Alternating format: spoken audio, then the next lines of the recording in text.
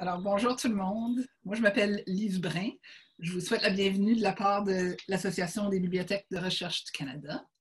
Et puis, je suis vraiment, vraiment contente de voir qu'on soit un tellement beau et grand groupe pour cette première discussion pan-canadienne de la communauté qui est impliquée dans les ressources éducatives libres. Moi, je suis agente de programme avec l'association et je travaille très étroitement avec le groupe de travail sur l'éducation ouverte qui est responsable pour cette discussion aujourd'hui. Je vais céder la parole à nos deux animateurs principaux pour aujourd'hui. Alors, il s'agit de Jean-François Durnin de l'Université de Montréal et Mélanie Brunet de l'Université d'Ottawa. Tous les deux sont membres très actifs du groupe de travail sur l'éducation ouverte de la VRC. Alors, à vous, Mélanie et Jean-François. Merci. Tout le monde voit bien mon écran. Ça marche, Lise? Et autres. Oui, parfait. Alors, merci. Ça me fait plaisir d'être avec vous. Moi, je suis bibliothécaire en sciences d'éducation à l'Université de Montréal. Et ma collègue Mélanie Brunet aussi. Nous sommes membres du groupe de travail depuis 2019. C'est une initiative qui a été justement mise en place en mai 2019. Le groupe pan-canadien a commencé ses travaux. De ça, on a quelques constats. Évidemment, au Canada, il y a certaines provinces qui ont des infrastructures intéressantes. Puis parmi celles-ci, il y a les pionniers qui sont BC Campus. Il y a aussi eCampus Ontario qui propose des choses vraiment intéressantes. Puis pour les communautés francophones, ce qu'on a identifié, c'est que les enjeux sont souvent les mêmes. On a la participation des professeurs, à la création puis à l'accompagnement. Nous, l'accompagnement qu'on peut en faire pour créer des ressources éducatives libres, comment les trouver aussi. C'est un enjeu un peu différent. Les plateformes ne sont pas toujours les mêmes. Il y a aussi des questions liées aux licences, et puis, mais c'est une particularité vraiment francophone. La réalité, elle est différente. Au sein du groupe de travail, on était une petite communauté, un peu comme au Canada. En minorité, on est 3 membres là, dont la langue est le français. Puis, évidemment, là, on veut essayer de voir, de tendre la main, puis voir dans la différente communauté comment on pourrait collaborer, comment on pourrait lier tout ça. On a créé, il y a eu un événement qui a été mis sur pied en février dernier. C'est presque dans l'ancien temps, là, si on voit les changements du printemps. À l'Université Ryerson à Toronto, un événement sur le leadership en ressources éducatives libres. Puis, il s'est produit beaucoup de matériel. Lise en glissera un mot à la toute fin pour que vous ayez accès à ce matériel-là. Puis, c'est peut-être intéressant d'utiliser ce prétexte d'aujourd'hui pour établir des liens de collaboration. Il y a déjà, évidemment, des initiatives qui existent, mais c'est vraiment de tendre la main et de voir qu'est-ce qu'on peut faire avec ceci. Alors, le plan sommaire de la rencontre, c'est, d'un premier temps, on a invité on va donner la parole à certains invités qui vont parler de projets liés aux ressources éducatives libres, des projets qu'on connaît qui touchent les communautés francophones. Par la suite, on va ouvrir un peu la conversation à vous. Certains, on a vu dans les inscrits qu'il y avait des gens d'institutions avec lesquelles on n'a pas encore établi de contact, mais que ce soit dans les Maritimes ou que ce soit dans l'Ouest canadien, au Manitoba, j'ai vu, et Saskatchewan, il me semble, Lise? Je crois. Vous manifesterez s'il y a lieu. Puis voir un peu, est-ce qu'il y a des initiatives qui existent, qui s'inscrivent dans un cadre pas nécessairement formel, mais ça peut être des politiques institutionnelles ou autres. Fait que ce sera à explorer ensemble. Puis on a, en dernière partie, établi des thèmes de discussion qui sont susceptibles d'intéresser chacun d'entre nous sur les différents enjeux, que ce soit le rôle, la position des bibliothèques, les aspects techniques ou technologiques. Puis évidemment, c'est un scénario quand même ambitieux pour 1 heure, puisqu'il y en a beaucoup d'entre nous qui avons des engagements dès 14 heures, donc 14 heures, heure de l'Est, dois-je préciser. Donc, on va essayer de faire ça en 1 heure. S'il y a lieu, on fera d'autres appels pour travailler là-dessus. Alors, sans plus tarder, je vais vous présenter les différents invités qui vont En 5 minutes, l'idée générale, c'est de nous présenter, on leur a demandé de nous présenter le mandat de leur organisme ou de leur initiative, le public cible, puis un projet en particulier qu'ils voudraient nous montrer pour illustrer les activités qui animent ce groupe-là. Je vais être un maître du temps, là, pas un vrai maître du temps, là, mais on va donner environ 5 minutes à chaque intervenant. Tout d'abord, on a la Fabrique REL qui va être présentée par Marie-Lou Bourque de l'Université de Montréal. Ensuite, on a Michel Singh de eCampus Ontario qui va nous présenter certains aspects de son organisation. On a Jean-Michel Lapointe qui représente le réseau des leaders tout récent aussi. Puis je pense que dans l'appel, on a plusieurs intervenants plusieurs participants plutôt à la rencontre d'aujourd'hui qui font partie de ce réseau-là. Et puis Isabelle Laplante du CDC qui va nous présenter le portail REN. Puis ça va être un prétexte aussi pour aborder la question du vocabulaire peut-être qui est lié aux ressources éducatives libres.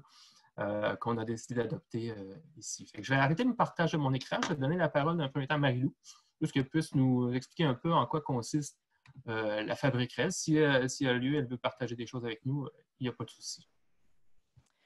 Merci Jean-François. Non, je n'ai rien de préparé à part de vous expliquer avec ma voix ce qu'est la Fabrique REL. Alors, ça me fait grand plaisir d'être là au nom de ma belle gang de la Fabrique. Je sais qu'il y en a quelques-uns qui sont là présentement. Alors, en gros, la Fabrique, c'est un projet qui est financé par le ministère de l'Éducation et de l'Enseignement supérieur. Les trois universités partenaires pour l'instant, c'est l'Université Laval, l'Université de Sherbrooke et l'Université de Montréal. Alors, en gros, le mandat de la Fabrique, pour l'instant, c'est pas mal de créer, produire, diffuser des ressources éducatives libres ou utiliser et enrichir des ressources éducatives libres existantes, développer la littératie numérique des personnes enseignantes, développer l'expertise professionnelle du personnel pédagogique en soutien aux personnes enseignantes. Donc, ça peut être autant les conseillers pédagogiques, le personnel des bibliothèques formateurs, les bibliothécaires, etc. Et aussi développer un modèle de collaboration entre services de pédagogie universitaire de grandes universités. Donc, concrètement, ça fait 1 an que la Fabrique existe. Qu'est-ce qu'on a fait depuis 1 an? On a travaillé fort la première année à l'automne dernier pour créer des méta-REL qu'on appelle, donc des REL sur les REL. Et présentement, on est en train de les transposer sur un site web. Donc, il y a des REL sur c'est quoi une REL, c'est quoi les licences CC, tout le processus aussi de création de REL. Donc, tout ça a été mis en place soit par des vidéos, des infographies. On a essayé de diversifier nos formats de REL qu'on a produits. Et donc, ça sera à être utilisé autant pour les créateurs de REL que pour ceux qui vont accompagner ces créateurs-là. Puis, on a aussi fait une phase une espèce de projet pilote de création de REL avec du personnel enseignant. Donc, on a été jumelés dans chacune des universités, un conseiller pédagogique et une bibliothécaire. On s'est formé un petit comité. Donc, c'est ça, on est 6 sur ce comité-là. Et puis, on a accompagné, c'est ça, des professeurs dans la création de REL. On a eu dernièrement des premières REL qui ont été déposées. Pour l'instant, on les dépose dans nos dépôts institutionnels. Donc, à l'Université de Sherbrooke, il y a eu des REL déposées dernièrement. Et il y en aura, c'est ça, à l'Université de Montréal dans notre dépôt éventuellement et à Laval, la même chose. Donc, on est dans le processus. Pour ce qui est de nos méta-REL, on a aussi une belle collaboration, un partenariat avec le CDC, Isabelle Laplante qui est là, qui a accepté de déposer aussi nos méta-REL dans leur outil qui est EducInfo. Donc, on la remercie vraiment. Fait qu'en gros, c'est pas mal ça. Pour l'an 2, on est toujours en attente là, l'entente avec le ministère pour savoir exactement quel sera notre mandat. Mais c'est ça, ça va être dans la même lignée de ce qu'on a fait pour l'an 1. Donc, voilà. Merci, Marie-Lou. On va vous donner la parole à Michel. Peut-être après, si on a quelques temps, on posera quelques questions, mais je vais tout de suite enchaîner avec Michel qui va nous présenter ses projets. Merci. Merci, Jean-François. Moi, j'étais à eCampus Ontario. eCampus Ontario, c'est un centre d'excellence en technopédagogie qui dessert les 45 institutions postsecondaires publiques en Ontario. Ça veut dire 24 collèges et 21 universités. On existe depuis 2015. En 2017, on a un changement de leadership. David Porter, qui venait de BC Campus, est venu à eCampus comme PDG. Puis, dans la planification stratégique, le libre est devenu un des pôles principaux sur lesquels on voulait travailler. Fait qu'on voulait s'inspirer beaucoup de ce qui s'était passé à BC Campus, porter le message de la valeur et de l'intérêt des ressources éducatives libres en Ontario, autant pour les anglophones que pour les francophones. Autour de ça, il y a eu plein d'initiatives, dont la mise sur pied d'une bibliothèque de ressources éducatives libres et de plusieurs ressources pour accompagner autant les utilisateurs de ressources éducatives libres que les créateurs de ressources éducatives libres et la communauté plus large autour des ressources éducatives libres. Évidemment, parce qu'on est financé par le ministère des Collèges et des Universités en Ontario, notre focus, c'est servir la communauté ontarienne. Fait que les initiatives qu'on a en place sont à utiliser, sont disponibles pour les professeurs, les éducateurs, les institutions de l'Ontario. Ceci dit, les ressources qui sont produites, parce que c'est des ressources éducatives libres, elles peuvent être utilisées par la communauté plus globale. Ce que je pense à faire avec vous, c'est peut-être juste vous montrer rapidement ce qu'on a déjà en place. Ça peut vous donner un autre point de vue. Souvent, c'est plus facile de parler et de faire, je ne ferai pas une grande démonstration, mais d'au moins pointer aux différentes ressources qu'on a en place. Ça parle plus que juste moi qui les décris. Donc, je pensais juste faire un petit partage d'écran puis vous montrer en gros ce qu'on a. Donc, la première chose qu'on a, c'est une bibliothèque comme telle de ressources éducatives libres. Présentement, cette bibliothèque-là recense 365 ressources éducatives libres et on fait un comptage de l'épargne engendrée par l'adoption de ces ressources éducatives libres-là par les enseignants en Ontario. C'est là où on voit un total de 10 millions de dollars qui a été sauvé par l'entremise de la bibliothèque en ressources éducatives libres. Évidemment, c'est des professeurs qui nous disent à nous qu'ils utilisent les ressources. C'est probablement beaucoup plus que ça, mais c'est le chiffre que nous, on peut partager parce que c'est ce qu'on sait. Donc, la bibliothèque, on peut faire des recherches dans la bibliothèque. Elle est 100% bilingue. Donc, si je recherche, je ne sais pas moi, je sais qu'il y a un livre qui s'appelle comme ça. Donc, j'ai un livre ici en français.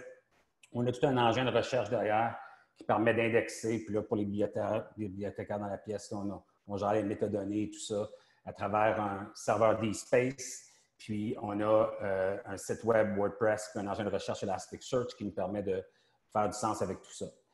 Fait que la bibliothèque, les ressources qui y sont disponibles dans une variété de formats. Ça devrait être en français, désolé. Dans une variété de formats. On peut les télécharger dans des formats PDF et aussi dans des formats qu'on peut modifier. Fait que ça, c'est la première initiative qui est vraiment la bibliothèque et ça, c'est disponible à la communauté globale. La deuxième initiative, c'est qu'on permet un accès à une plateforme de création qui s'appelle Pressbooks. Donc, tous les éducateurs en Ontario peuvent avoir accès à un compte Pressbooks qui leur permet d'utiliser une plateforme de publication de ressources éducatives libres. Puis, c'est intéressant parce qu'avec l'arrivée de la pandémie, il y a eu une espèce d'explosion dans l'utilisation de notre système Pressbooks. On a parlé avec les gens chez Pressbooks, on a été capable de développer une entente, on appelle ça un plan de croissance Pressbooks, qui va permettre à des institutions comme telles d'avoir accès à Pressbooks. Ce n'est plus un accès par usager, c'est vraiment un accès institutionnel à Pressbooks, gratuit pour nos 45 institutions jusqu'au 31 mars 2021. Fait que ça, c'est une annonce, c'est tout chaud. Fait que ça permet à ces institutions-là d'avoir accès à la plateforme auteur gratuitement. On n'a plus besoin de créer des comptes en arrière-scène et ça va se faire à travers des intégrations là, informatiques. Peut-être deux petits derniers points de choses intéressantes également. On a lancé un studio H5P. On a fait ça là, au début mars, juste avant la pandémie. On ne savait pas évidemment que la pandémie allait nous frapper. Ça, c'est vraiment l'idée d'avoir un espace de création, de partage d'activités H5P qui sont également partagées librement. Au départ, on avait un objectif d'avoir 250 créateurs dans notre studio pour l'année fiscale 2021. Puis on est déjà rendu à plus de, je crois, 1200 créateurs dans les 3 premiers mois là, suite au lancement d'H5P Studio. H5P Studio, c'est un outil qui me permet de créer du contenu. Là, ici, il est en anglais, mais je peux l'avoir en français également.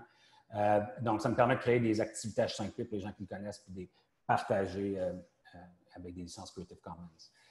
Ça, c'est encore une fois, c'est en appui à la création. La dernière chose, c'est un appui à la communauté. On a un canal Slack qui essaie de propulser de l'avant la communauté de créateurs en ressources éducatives libres.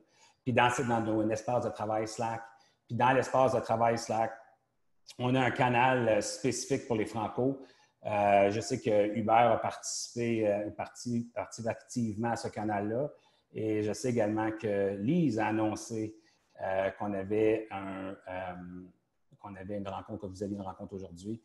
Ça, c'est un canal Slack ouvert à tout le monde. Ce n'est pas restrictif aux gens de l'Ontario. C'est ouvert à tout le monde au Canada. Je sais qu'il y a certains d'entre vous qui participaient. Merci pour ça. Puis sachez que d'autres peuvent se joindre à nous. Je voulais juste vous montrer un petit peu les initiatives qu'on avait en cours, autant pour supporter l'utilisation, la création et la communauté autour des ressources éducatives. Merci, Michel. C'est très parlant d'avoir ça de bien illustré. Je vais donner la parole à Jean-Michel, qui présente le réseau de leaders en enseignement supérieur au Québec, je crois bien. J'ai peut-être pas la terminaison exacte, je vais te laisser me reprendre. Il n'y a pas de souci. En fait, c'est un projet qui évolue au gré un peu des circonstances. Donc, la terminologie aussi va être appelée à évoluer, disons. Donc, d'abord, je te remercie, Jean-François, je remercie la BRC d'organiser cette activité et idem pour le groupe de travail sur l'éducation ouverte. Le projet dont j'aimerais vous parler aujourd'hui, c'est une initiative qui est portée par moi, Jean-Michel Lapointe, et Marie Martel, qui est prof à l'Université de Montréal à l'École de bibliothéconomie et de sciences de l'information, mais malheureusement, elle ne pouvait pas être là avec nous aujourd'hui. Et c'est un projet qui est soutenu à divers titres, et notamment financièrement par le ministère de l'Éducation et de l'Enseignement supérieur du Québec dans le cadre de son plan numérique. L'objectif du réseau, c'est de former, en fait, de coaliser les leaders ou les personnes qui ont un intérêt pour les ressources éducatives libres et plus largement l'éducation ouverte dans le milieu de l'éducation postsecondaire québécois. Tout le monde est évidemment bienvenu dans le réseau. Et en fait, il y a des gens qui nous écrivent pour se joindre au réseau, etc. Ce n'est pas un club exclusif. Au contraire, on veut que tout le monde qui s'intéresse au REL en fait, soit au courant de ce qu'on fait, de ce qu'on va faire, surtout parce qu'en fait, on est vraiment dans une période assez particulière. Je n'ai pas besoin d'épiloguer là-dessus, tout le monde le sait. Donc, l'idée du réseau, initialement, c'était de créer une opportunité de formation pour une quinzaine de personnes pour se former aux licences Creative Commons. Et donc ça, c'était disons, le noyau initial de leaders, des personnes qui se forment ensemble pour, après ça, jouer un rôle dans leur institution en matière de ressources éducatives libres et d'éducation ouverte. On a lancé, vous avez peut-être eu ce courriel-là il y a quelques mois, un appel, disons, à candidature pour aller, disons, constituer cette équipe-là de personnes. Et il y a plusieurs personnes parmi vous qui sont là, Chloé, Chantal, Isabelle, Marie-Lou, Pascal aussi, je crois, donc qui allaient avec moi participer à cette activité-là, de cette semaine de formation qui mène à une certification Creative Commons. Et donc, initialement, ça devait avoir lieu en mai de cette année. Et suite à cette activité initiale-là, on devait lancer toutes sortes d'activités de formation, un webinaire national au niveau québécois. Mais bon, la pandémie est arrivée et ça a bousculé énormément tout ce qu'on prévoyait faire. Donc là, on est toujours en train de revoir la stratégie de comment on va disons, déployer ce projet-là dans le temps. Et parce qu'en fait, ce projet-là se greffe aussi à d'autres initiatives du gouvernement, en fait, du ministère de l'Éducation et de l'Enseignement supérieur québécois par rapport au REL. Marie-Lou, Isabelle vont en parler aussi. Nous, on s'insère là-dedans. Et là, disons, pour la stratégie revue par rapport au réseau de leaders, pour l'instant, parce qu'en fait, la semaine de formation va avoir lieu l'année prochaine, en 2021. Là, on se croise les doigts, on espère que ça va être possible de former tout le monde en présentiel. Donc, d'ici là, ce qu'on souhaite faire, en fait, c'est quelque chose qui va avoir lieu très bientôt. J'y viens. C'est une idée d'Isabelle Laplante qui était de créer une liste de discussion sur les ressources éducatives libres au Québec, dans le milieu de l'éducation québécois. Et donc, cette liste-là de diffusion et de discussion qui va être une manière finalement de s'assurer que tout le monde est au courant de qu'est-ce qui se passe, bien sûr, dans le milieu de l'éducation postsecondaire, parce que c'est de là que tout le monde vient, mais on essaie d'élargir aussi pour que ça rejoigne tous les paliers éducatifs. Donc, toutes les personnes qui s'intéressent au libre, aux ressources éducatives libres, à l'éducation ouverte, bibliothécaires, chercheurs, profs, conseillers pédagogiques, administrateurs, etc., vous serez évidemment les bienvenus à participer à cette liste-là et à ce qui commence d'abord par s'y abonner. Et je vais m'assurer qu'il y a un courriel qui vous rejoigne la semaine prochaine pour que vous puissiez le diffuser à votre tour et vous y inscrire. Voilà ce que j'avais à dire pour l'instant. Puis si vous avez des questions, ça me fera plaisir de répondre. Merci Jean-Michel. On va reprendre aussi cette idée tout à l'heure quand on va parler des discussions et des réseaux. Aussi, on revient avec l'idée aussi de ce que Michel a énoncé tout à l'heure avec son canal Slack auquel certains d'entre nous participons. Donc, on pourra en glisser un mot là-dessus. Isabelle, je vais enchaîner avec toi qui représente bien aussi le milieu collégial. Donc, dans l'enseignement supérieur au Canada, au Québec, il y a les cégeps, mais il y a des collèges aussi en Ontario et ailleurs qui participent à l'enseignement supérieur. Puis c'est important de pouvoir épauler ces communautés-là, puis ces milieux d'enseignement-là avec du libre. Donc, Isabelle, je te laisse la parole avec ton projet. Votre projet. Excuse-moi, j'ai vu d'autres intervenants qui sont dans l'appel. Oui, dans la salle. Des collègues à toi. Oui, voilà. Oui, oui. Bien, merci à la BRC d'inclure les collèges dans l'enseignement supérieur. On est définitivement là. Oui, je vais parler. Alors, je suis bibliothécaire, moi, pour l'ensemble des collèges et cégeps du Québec. C'est une bibliothèque spécialisée qui s'appelle Centre de documentation collégiale, qui est donc en soutien à tous les collèges sur l'enseignement, l'apprentissage et le développement des collèges. Donc, les ressources éducatives, c'est un sujet, mais c'est surtout, moi, la pédagogie, notre champ de travail. On est 2 bibliothécaires. Mais on est comme un organisme partenaire avec d'autres organismes qui offrent des services en réseau au Québec. Comme chacun des cégeps est plus petit au collège privé, on a des organismes réseau. Et dans la pièce, il y a la vitrine technologie éducation qui fait de la veille en technopédagogie, qui a un entrepôt numérique de ressources d'apprentissage qui s'appelle CERES. Et aussi dans la pièce, il y a Denis Chabot qui est du CCDMD, qui est une maison d'édition de matériel didactique, qui est avec une licence éducationnelle et qu'ils ont déjà un entrepôt numérique de ressources qui s'appelle Le Monde en images et il y a d'autres entrepôts numériques. Alors, au centre, nous, on a une archive ouverte qui s'appelle educ.info. Il y a peut-être des personnes qui ont connu la Banque Éduc de jadis, là, au service documentaire multimédia, SDM. Donc, une banque spécialisée. C'est comme le ERIC, mais québécois sur l'éducation. C'est interordre, mais majoritairement collégial depuis les années 90. Alors, la bibliothèque a 50 ans maintenant. Donc, nous, comme partenaires du réseau, on veut mieux faire connaître les ressources et donc, on s'est alliés, les 3 organismes, pour faire un projet pour mettre en valeur déjà ce qui est déjà catalogué, normé de part et d'autre.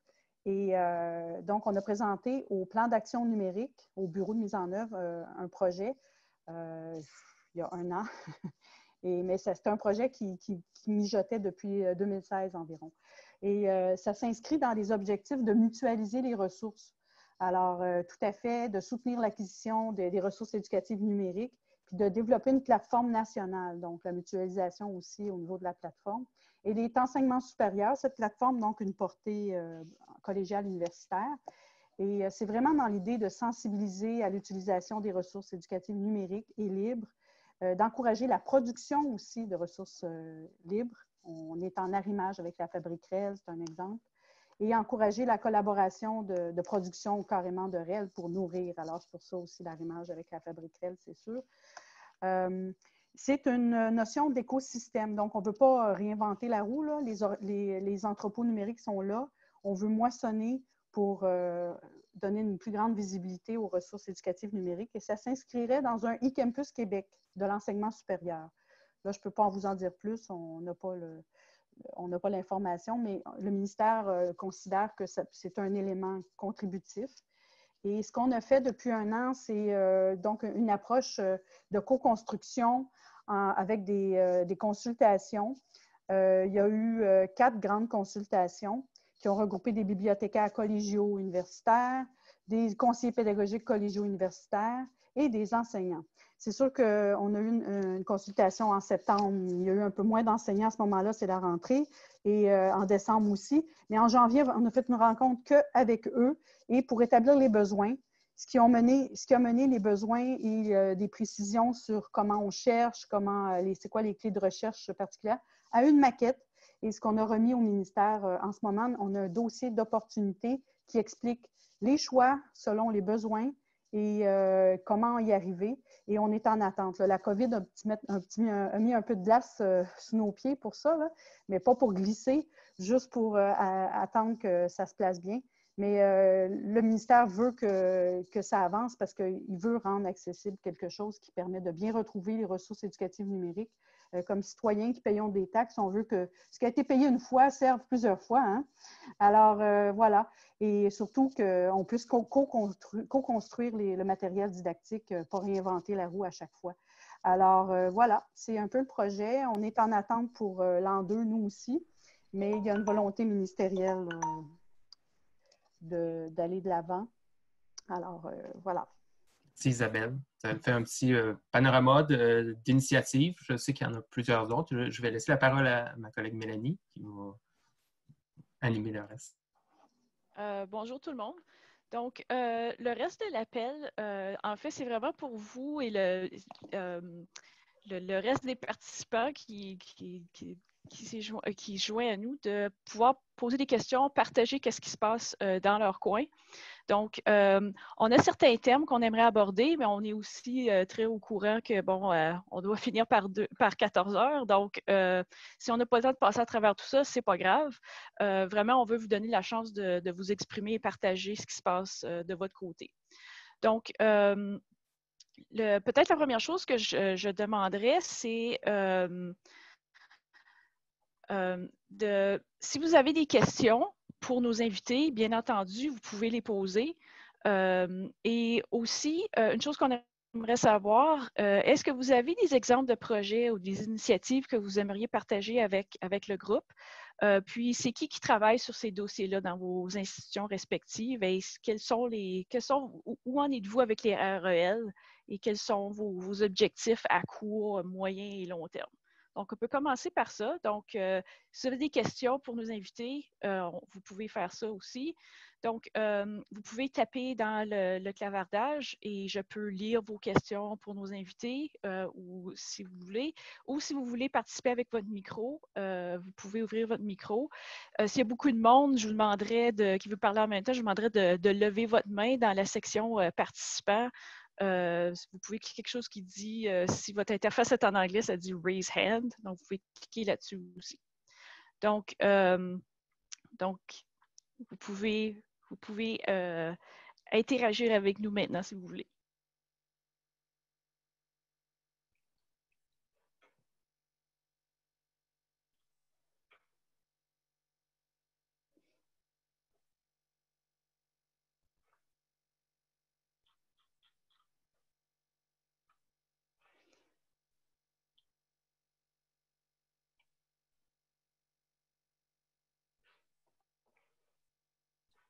Donc, présentement, je ne vois pas grand-chose qui se passe. Donc, c'est correct. Si peut-être que vous avez besoin d'y penser encore un petit peu plus, peut-être que vous êtes un petit peu gêné, c'est pas grave. On peut revenir. Peut-être, ce qu'on peut faire aussi, c'est si on passe à la prochaine diapositive. Mélanie, j'ai peut-être un petit commentaire. Oui, parfait. Oui, Michel. Juste partager une bonne nouvelle.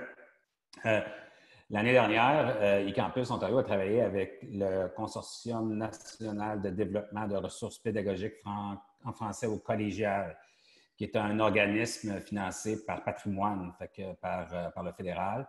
On a travaillé avec eux pour créer une copie de notre infrastructure à eCampus au consortium. Fait que ça s'applique plus au collégial, au niveau collégial. Mais on a fait une copie de notre infrastructure pour eux, ce qui leur permet d'avoir une bibliothèque qui ressemble un petit peu à ce que vous avez vu là, tout à l'heure, avec un abonnement aussi à Pressbooks pour des créateurs francophones du niveau collégial. Là, je vais partager le site web, là, je pense que c'est consortiumcollégial.ca, qui est l'URL de cet organisme-là. Mais c'est peut-être un partenaire intéressant là, pour surtout les gens du niveau collégial. OK, merci beaucoup. Je vois qu'il y a un commentaire dans le clavardage au sujet de l'Université Laurentienne. On dit que les bibliothécaires n'ont pas été inclus dans les projets REL. Donc, il y a un peu de frustration de leur part que ça reste plutôt entre les mains du Centre d'excellence et éducation à distance.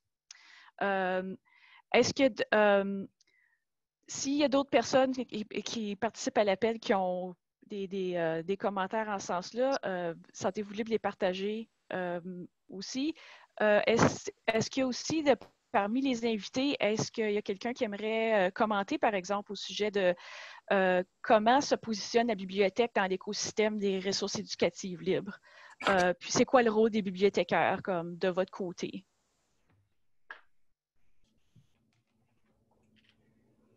Lise, je pense que tu pourrais même enchaîner avec la diapo suivante, parce que je crois que c'est la question sur laquelle on allait oui, c'est un peu la question, c'est ça, c'est la question qui fait quoi?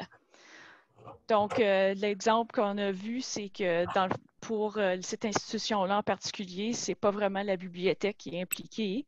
Mais donc, je ne sais pas si quelqu'un qui va ajouter quelque chose au sujet du rôle de la bibliothèque, mais aussi des bibliothécaires. Donc, il y a la bibliothèque comme telle, mais comme individu, quel rôle on joue dans les REL.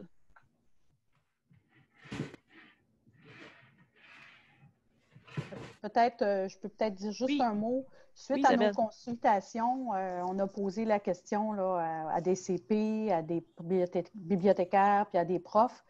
Puis, ben, les profs semblaient pouvoir faire une description de base, mais tout le monde s'entendait que les bibliothécaires doivent repasser dans la description normée de ressources d'apprentissage en format numérique, libre ou pas libre, là, mais ça restait ça. Puis sinon, les bibliothécaires du réseau collégial, il y a eu une étude, il y a une année ou deux, le libre, c'est quelque chose qui touche vraiment tout le monde, mais ça débute, là. Il y a peut-être un projet dans un collège où il y avait Pressbook, peut-être, ou pour faire des manuels numériques là, qui étaient sur la table. Alors, c'est ça. Il y a beaucoup de formations à donner aussi sur les licences. Ça, c'est le projet des leaders REL là, excusez mon accent, pour s'outiller mieux, parce que c'est subtil, en discutant avec la gang de la Fabrique REL, là, quand on s'y met, c'est tout un casse-tête d'assembler du libre. En effet, oui. Est-ce qu'il y a quelqu'un d'autre qui a une observation à faire à ce sujet-là, au sujet du... J'en ferai une peut-être. Oui. Ben, en fait, c'est parce que je lis le mot « enjeu », là, puis dans le fond, on parle de ressources éducatives libres, et dans REL, il y a éducation, puis je pense que plus généralement, il y a l'idée aussi, en tout cas, moi, c'est quelque chose auquel je crois énormément, puis j'essaie de pousser ça, non seulement dans mon milieu, mais dans la communauté professionnelle aussi des bibliothécaires, c'est qu'on a un rôle d'éducateur puis de pédagogue que j'ai l'impression qu'on ne prend peut-être pas assez, ou en tout cas qu'il y a vraiment une opportunité incroyable pour nous à saisir de ce côté-là, et je pense que les REL vont pouvoir nous aider à se positionner mieux par rapport au système d'éducation, parce que des fois, on ne se sent pas toujours légitime en tant que pédagogue, mais donc l'enjeu des ressources éducatives libres s'inscrit dans cet enjeu-là plus général, me semble-t-il. Oui, c'est une bonne observation. Marianne a levé sa main pour intervenir, donc je te laisse la parole. Oui, en fait, je voulais réagir au commentaire là, de Léla, je crois. En fait, de ne pas le prendre personnel si les bibliothécaires n'ont pas été interpellés. Moi, je fais partie du projet de la Fabrique Rêve, c'est moi qui coordonne les activités. Et mais à culpa, là, nous, au départ, ça a pris du temps avant qu'on réalise que les bibliothécaires étaient une partie prenante nécessaire dans le projet des ressources éducatives libres. Donc, je pense qu'il faut se laisser le temps de se découvrir, les différentes parties prenantes à être autour de la table. Nous, ça nous a pris quelques mois, donc c'était quand même au début du projet, tu sais, quand on se positionne au départ, bon, il y a des étapes à arriver, ce qui fait que quand on a parti la Fabrique Rêve en tant que telle dans l'action avec les métarels, ben, déjà les bibliothécaires étaient là, mais les 3 premiers mois avant, ben, on ne l'avait pas découvert encore, tout le potentiel des bibliothécaires, tu sais, c'est un peu un mea culpa aussi. Je pense que ça va se rattraper aussi, là, même au niveau là, du comité de gestion aussi. Là, je pense mais il faut se laisser le temps de s'apprivoiser entre nous. Je pense qu'il y a un historique malheureux avec une fracture probablement là, entre les différents services à l'intérieur d'un établissement. On parle des pédagogiques, des bibliothèques, ça peut être aussi les STI. En ce moment, nous, on cherche encore à comment intégrer aussi à quelque part les STI. Donc, tu sais, il y a vraiment différentes parties prenantes. Il faut prendre le temps. Puis moi, je vous invite vraiment à aller tendre la main puis faire valoir l'apport. Nous, on s'est mis, tu sais, vous pourrez aller regarder sur le site de la Fabrique REL. Il y a un onglet qui s'appelle Création. Donc, nous, on a suggéré un parcours de création de REL en 6 étapes. Et puis, on a vraiment ciblé à différents endroits l'apport essentiel des bibliothécaires, du conseiller pédagogique, de l'expert de contenu, de l'équipe de médiatisation. Donc, c'est ce que je voulais juste mentionner. Puis, j'aimerais aussi faire peut-être du pouce sur ce que Jean-Michel disait. Un autre moment, c'est une autre façon. Nous, récemment, j'ai collaboré avec une collègue qui est au développement durable à l'Université de Sherbrooke, puis on a rédigé un article récemment sur la valeur éco-responsable des ressources éducatives libres. En fait, la gestion des connaissances de manière durable et éco-responsable. Et on a commencé à créer des liens avec les objectifs de développement durable de l'ONU et les ressources éducatives libres. Donc ça, c'est toute une belle valeur ajoutée qu'on peut rajouter là, aux avantages liés au REL et puis qui peuvent parler à certaines parties prenantes, peut-être un peu plus dans les strates de décider ou non de positionner les REL dans son établissement. Donc là, nous, c'est un discours qu'on commence à développer tranquillement, mais c'est vraiment le début. C'est super stimulant, là.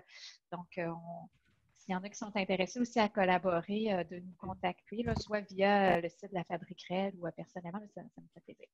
Merci pour les présentations, tout le monde.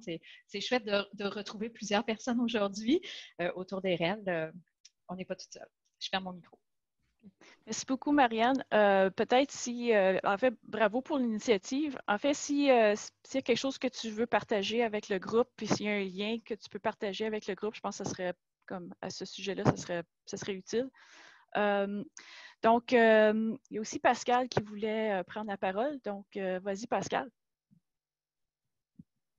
Oui. C'était pour ajouter effectivement au niveau des rôles des bibliothécaires dans cet écosystème. En fait, il y en a beaucoup, je trouve, et c'est effectivement des acteurs absolument incontournables de justement cet écosystème de REL. À mon avis, il y a à la fois le côté accompagnement et formation, et ça peut être aussi bien côté enseignant que côté étudiant finalement, et ça peut être aussi un accompagnement au niveau de producteurs que d'utilisateurs. Parce que donc, les enseignants peuvent être producteurs de REL, donc ça veut dire à ce moment-là qu'il faut à la fois qu'ils soient un petit peu accompagnés pour un petit peu mieux savoir ce qu'il en est, et potentiellement aussi accompagnés pour après les décrire, donc au niveau des métadonnées pour être sûr après que les ressources produites soient trouvables. Et puis, donc, au niveau des utilisateurs, en fait, je pense qu'à l'heure actuelle, il y a des profs, des fois, qui vont dans la bibliothèque, qui vont demander aux bibliothécaires c'est quoi les listes de référence de livres imprimés ou autres. Donc, ça veut dire qu'au fur et à mesure que les REL, il va y en avoir de plus en plus et de différents formats, il faut à ce moment-là que les bibliothécaires sachent aussi que ce n'est pas juste des manuels, mais ça peut être des simulations, ça peut être des graphiques. Enfin, il y a tout un écosystème de différents types de REL que les bibliothécaires pourraient connaître et pourraient à ce moment-là conseiller à leurs enseignants dans leur établissement. Et puis, c'est également le cas pour le côté étudiant aussi, qui peut rechercher des ressources. Et donc, tout le côté aussi formation sur les licences ou autres. Donc, je pense qu'il y a beaucoup, beaucoup de rôles à jouer. Oui, en effet, merci. Oui. Il y a une question dans le clavardage pour Michel. En fait, c'est Isabelle demande, est-ce que le DSpace du Consortium des collèges francophones canadiens est disponible? Est-ce que vous m'entendez? Oui? Oui. OK. Ce serait plus à eux de répondre à cette question-là. Ce serait plus à Lucie Vincent Leblanc, qui est à la tête du consortium, de répondre à cette question-là. Mais oui, l'idée, c'est de le rendre disponible à l'échelle des collèges francophones au Canada. Donc, j'ai tendance à dire oui, mais je ne veux pas parler à travers mon chapeau, fait que je pointerai à Lucie Vincent Leblanc pour la suite des choses. Merci, Michel. Je vois que Marianne a ajouté un lien au sujet de la valeur ajoutée du libre ou la gestion éco-responsable des connaissances. Donc, merci beaucoup. Donc, peut-être qu'on peut passer aux prochaines questions si, à moins qu'il y ait quelqu'un d'autre qui veut rajouter quelque chose au sujet du rôle des bibliothèques et des bibliothécaires. Donc, si on passe à la prochaine diapo, on parle des aspects techniques. Donc, en fait, on parlait de DSpace, justement, donc ça fait partie un peu de cet aspect-là. Donc, l'aspect technique, la question que je propose ici, c'est quelles sont les plateformes et quels sont les outils que vous utilisez pour trouver, créer ou héberger des REL? Donc, on a vu, par exemple, Michel parlait de Pressbooks. On parlait aussi de la fameuse bibliothèque libre de eCampus Ontario, les initiatives qui se passent au Québec pour justement être capable de trouver les ressources éducatives libres. Donc, est-ce que peut-être que parmi les invités, est-ce que vous avez d'autres détails au sujet de l'aspect technique? Et est-ce qu'il y a aussi des participants qui aimeraient discuter du sujet ou qui savent quelles plateformes sont utilisées dans leurs institutions pour justement créer ou héberger des REL?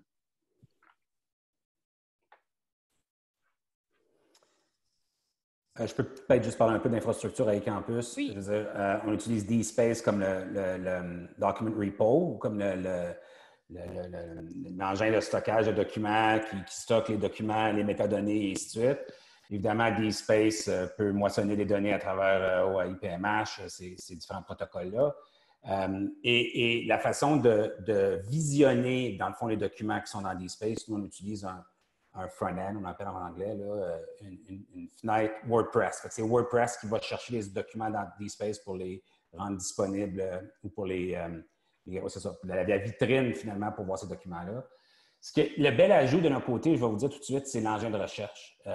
On utilise un engin de recherche qui s'appelle Elasticsearch et on a créé on appelle ça un webhook entre DSpace et Elasticsearch qui permet de façon quotidienne de mettre à jour l'index Elasticsearch pour permettre de faire des recherches rapides à l'intérieur des différentes ressources éducatives libres qu'on rend disponibles à la communauté.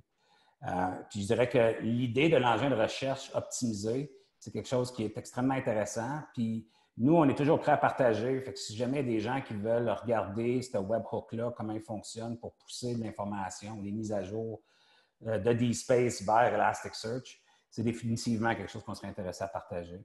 Je pense que ça, c'est un des gros points litigieux, c'est la notion de comment on fait pour créer des index collectifs de ressources éducatives libres. Puis, je pense que le travail qu'on a fait avec Elasticsearch est un pas dans le bon sens.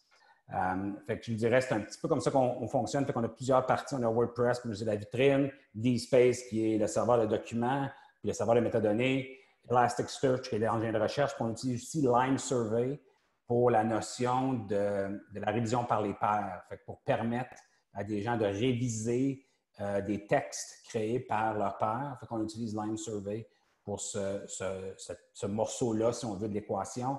Puis tout ça fonctionne ensemble. On appelle ça une infrastructure de ressources éducatives libres, mais dans le fond, c'est tous ces morceaux-là plus Pressbooks qui fonctionnent ensemble. Nous, c'est un peu comme ça qu'on l'approche. Beaucoup inspiré du travail qui avait été fait à BC Campus et d'un travail collectif ou collaboratif qu'on a fait avec l'Université Ryerson aussi. Parfait. Je pense que c'est Marie-Lou qui parlait tantôt pour, par exemple, l'Université de Sherbrooke a ajouté ses REL dans son dépôt institutionnel, ce qui semble être quand même assez commun. Juste un petit mot là-dessus, comme par exemple à l'Université d'Ottawa où je suis, on n'a présentement pas un dépôt spécifiquement pour les REL, mais on peut les mettre dans notre dépôt institutionnel recherche UO. Mais c'est quand même quelque chose que, justement, à mesure qu'on avance, on se demande, bien, pour que, justement, ce soit plus facile de les trouver, est-ce que ça devrait être sur une autre plateforme? Donc, vraiment des choses à considérer. Je vois que Pascal a levé sa main, donc si tu veux prendre la parole. Oui, c'était pour en fait, donner l'information de ce qui était utilisé à l'heure actuelle à la vitrine technologie et éducation.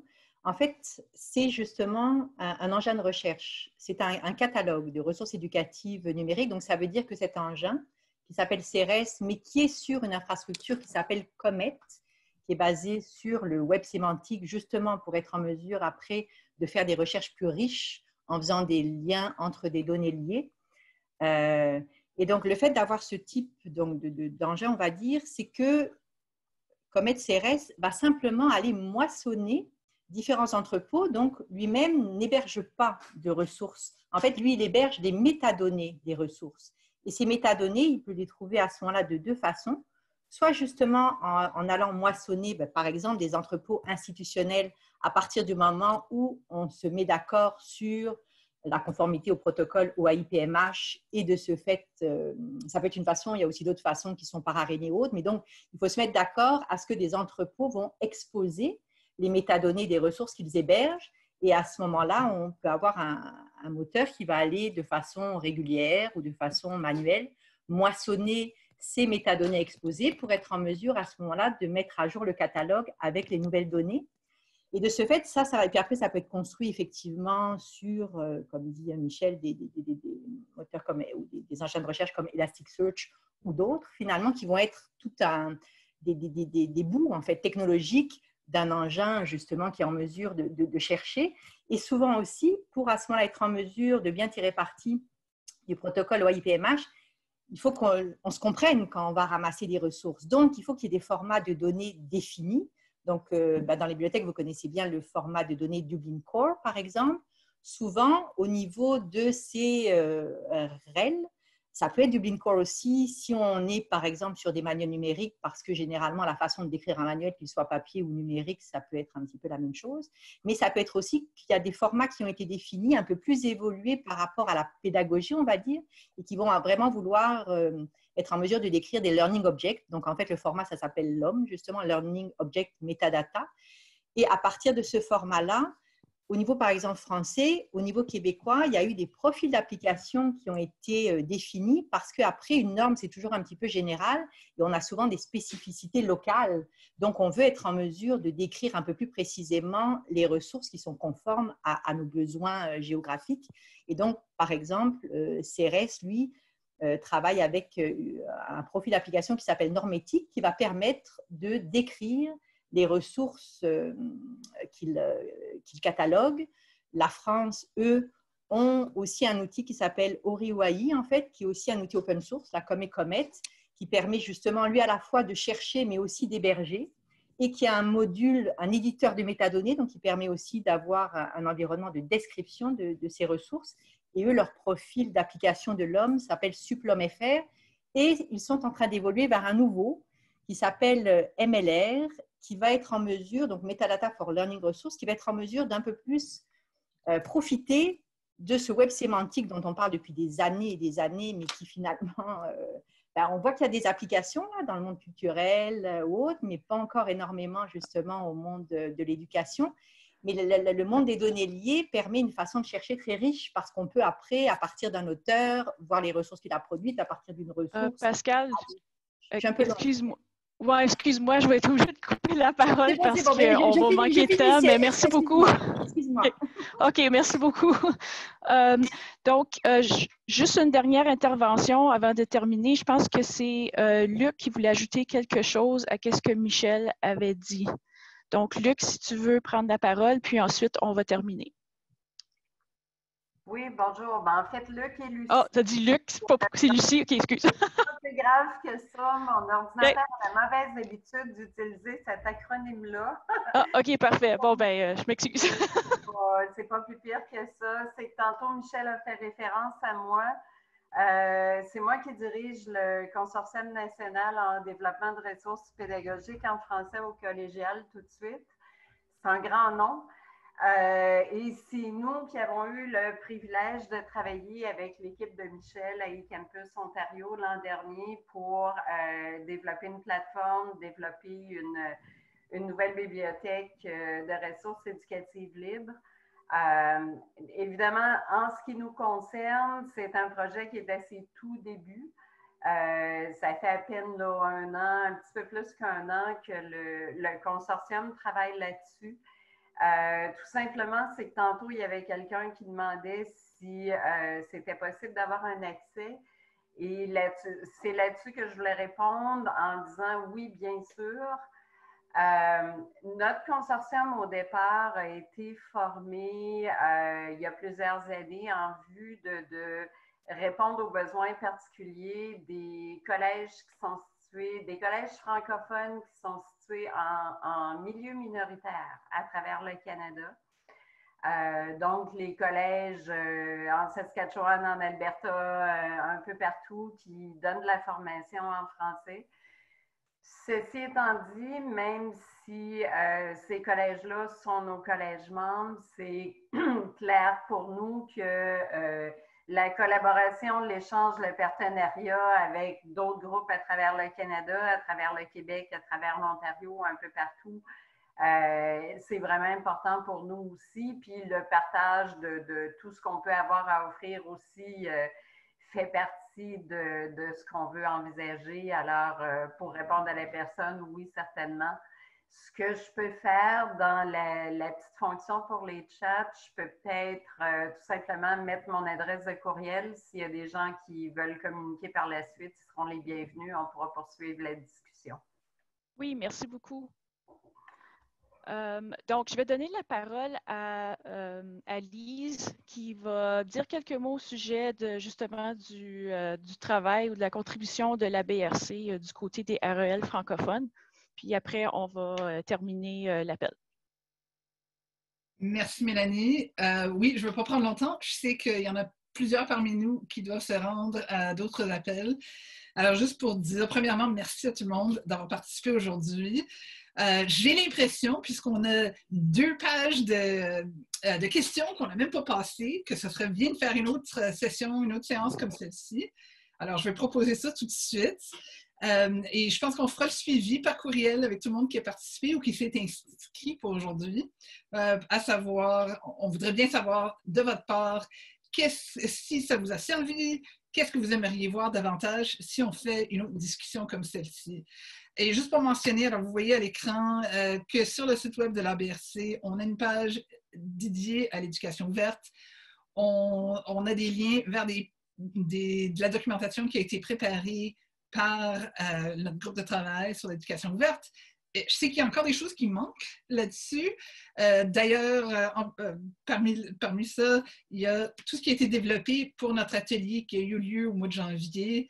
Mais je vais me connecter avec les amis que j'ai faits aujourd'hui, Marie-Lou, entre autres, pour voir s'il y a moyen que cette documentation-là soit réutilisée par d'autres groupes. En tout cas, on va faire le suivi avec vous là-dessus, mais juste pour dire que c'est à la prochaine et qu'on a hâte de continuer cette discussion avec vous autres. OK, super. Merci, Lise. Donc, je peux terminer l'appel, à moins que tu veux prendre la parole, Jean-François. Mais donc, en gros, vraiment, un gros merci de vous être joints à nous aujourd'hui pour notre premier appel, qui, je pense, c'est ça, le premier. Je pense qu'on va en avoir d'autres, finalement, au sujet des REL francophones. Donc, un gros merci à vous d'avoir participé. Un gros merci à nos invités, bien entendu, d'avoir partagé leur initiative avec nous. Et un gros merci à Lise et à Jean-François. Donc, sur ce, je vous souhaite une excellente fin de journée.